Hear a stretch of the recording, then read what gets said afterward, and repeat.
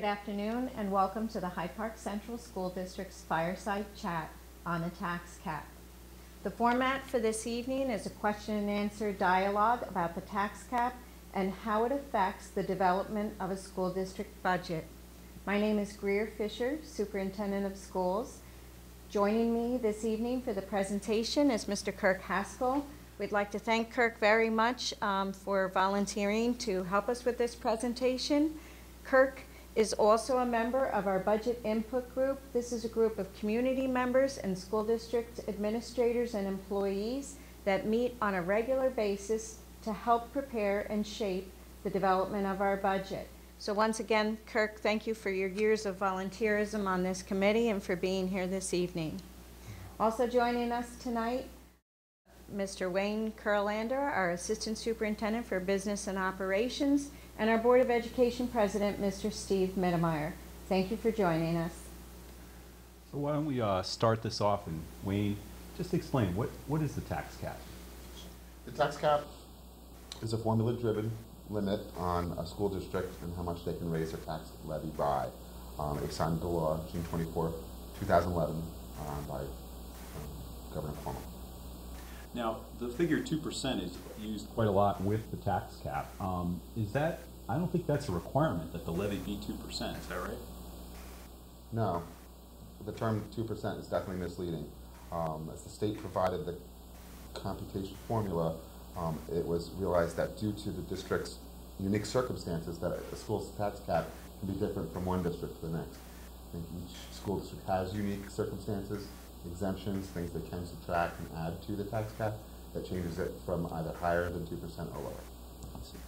So Greer, was this the first year that the tax cap was used? Yes, this is our current year following all of the regulations of the tax cap formula. Is the tax cap permanent? Is it going to be here with us for the next few years? It will be here for a while. It's our understanding that the tax cap mandate will sunset in the year 2016. So from last year going into this year's budget and all the way through to 2016, the tax cap formula appears to be here to stay. Okay. Steve, who created the tax cap formula? The tax cap formula came about primarily through work from the Comptroller's office during the creation of the tax cap legislation itself. Members of the state legislature as well as the governor's office, representatives from state education and school districts as well as local governments were all involved in creating the legislation and the formula that's used to calculate the final result. Okay. Wayne, could you go over the tax cap formula and how it's going to affect the Hyde Park School District budget? Calculating the allowable tax levy under the tax cap is not as simple as just multiplying last year's tax levy by this year's cap for two reasons. First, some parts of the school budget are not limited by the tax cap and are removed before the limit is applied. Second, in addition to last year's tax levy, the cap also applies to changes to the tax base and some additional income the school district receives, so they must be added in before the cap is applied. We'll use the calculation for the Hyde Park 2011-2012 school year as an illustration and start with the previous year's tax levy, which was on the chart above, $52,791,334. The state then tells us how the tax base changed due to things like new properties and significant additions in our towns. This change adjusts the tax levy base. For us, it increased 0.54%, which added $285,073. Some businesses and government organizations are not taxed, but make adjusted lower payments instead. These are called payments in lieu of taxes, sometimes heard as pilots.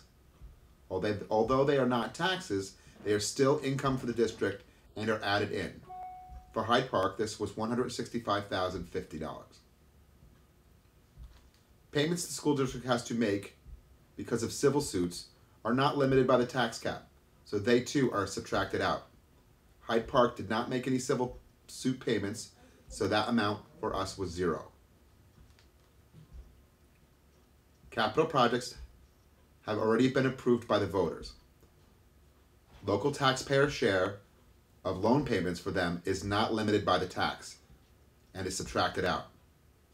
After state aid, our capital payment was $1,282,545. After these additions and subtractions, we have the amount that is subject to the tax cap. The cap is 2% or the consumer price increase, whichever is lower.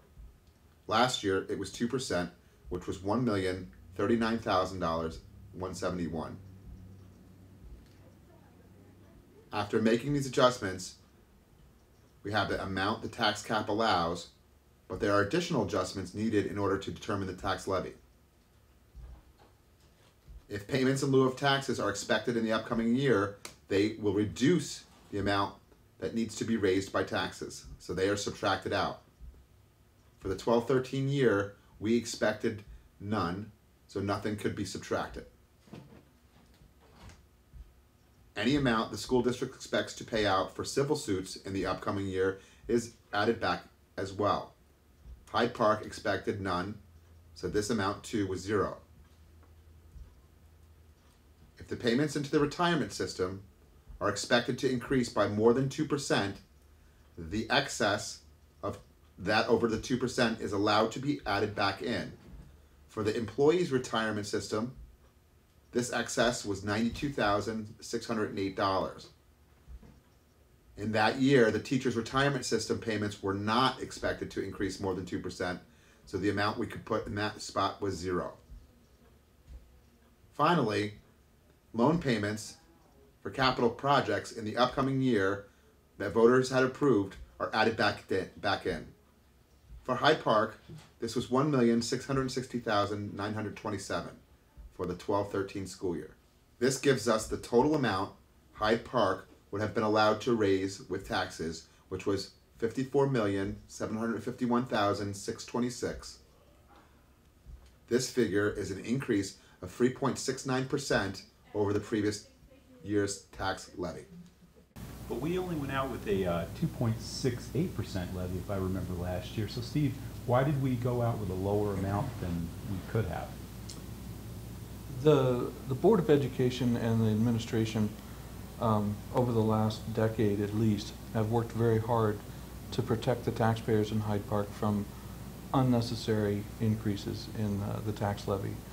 In addition, we all recognize the fact that it's difficult economic circumstances currently, both locally as well as at the state level and the national level. To protect the taxpayers of Hyde Park from that kind of impact, we chose instead to work harder and absorb more cuts to our budget and our program to help the taxpayers through this difficult time.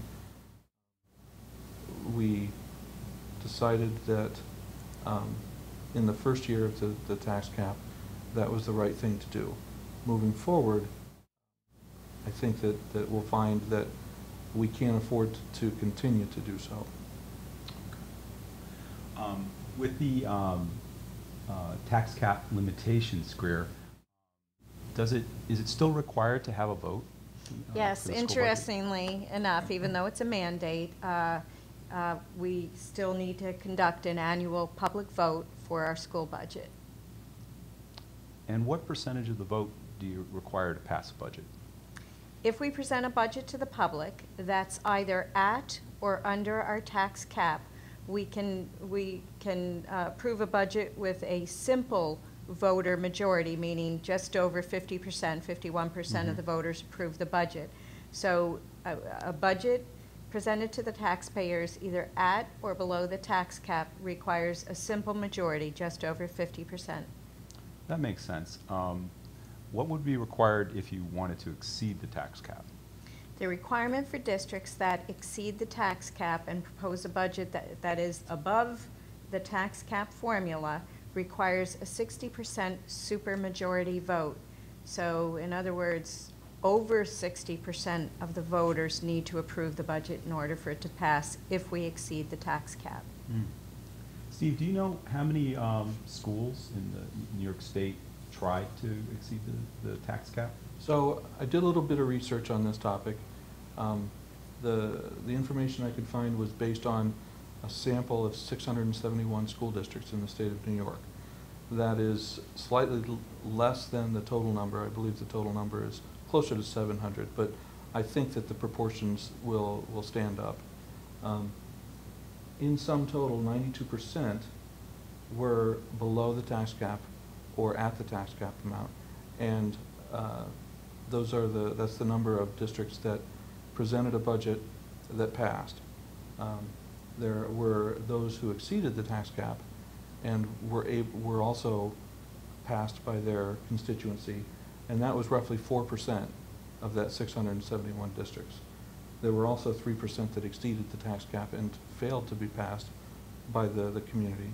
And finally, there was 1% of those districts, slightly less than 1, that presented a budget that was at or below the tax cap and were not passed by their communities. So Wayne, what would be the impact on the average taxpayer of the tax cap? How is it going to affect their taxes? This is a really good question. They're really two separate entities. The tax cap is a formula that drives our tax levy. Tax bill, which people most commonly associate tax levy with, is a much separate thing. Are there things on your tax bill that might change that might not work with the tax cap? Things like your assessed values, changes to equalization rates from the state, all different things. So they're really two separate entities, and one should really not be associated with the other. Greer, what would you say are your lessons learned for the first year of the tax cap? Well, first and foremost, first year of the tax cap was understanding internally how to navigate the formula, how to apply the exemptions, and put together a budget that we felt we could present to the public. As Steve mentioned earlier, we determined in the first year that because of the misnomer of the 2% that was floating out there, and people not understanding that it was a formula and there were exemptions, it was determined that we went out for under our tax cap limit under the formula. And what we've learned is that we really can't afford to repeat that again for a second year without really impacting our ability to offer a sound basic education. So in the first year, we learned an awful lot about how to put together a budget under the tax cap formula, and we also learned the need to communicate better with the public, hence the presentation tonight, what that tax cap formula means, and make every effort we can to clarify the misnomer of that 2%. That was probably the biggest lesson learned in the first year. In conclusion, first of all, I'd like to thank Kirk, again, community member volunteer, our board president, another community volunteer, for all of your dedication to the Hyde Park Central School District and all the time that you put in, the unpaid time that you've both put in to help us communicate our budget to the public at large, and Wayne, who certainly prepares our budget. We do it as a collaborative effort in the administrative team, but the nuts and bolts of running the numbers falls on Wayne's shoulders, so thank you. I'd also like to give a special acknowledgement to our cameraman and former board member, Mr. Steve Hughes, who also volunteers his time and really has made this presentation possible. So thank you, Mr. Steve Hughes. We'd just like to thank the community for tuning in. Our Board of Education meetings are held twice a month. Between January and May 21st, our budget vote date. We will have several presentations on our budget. If you have any questions or comments, please feel free to contact us. All of our information is available at our website, which is, Steve will put this up on the presentation, www.hpcsd.org.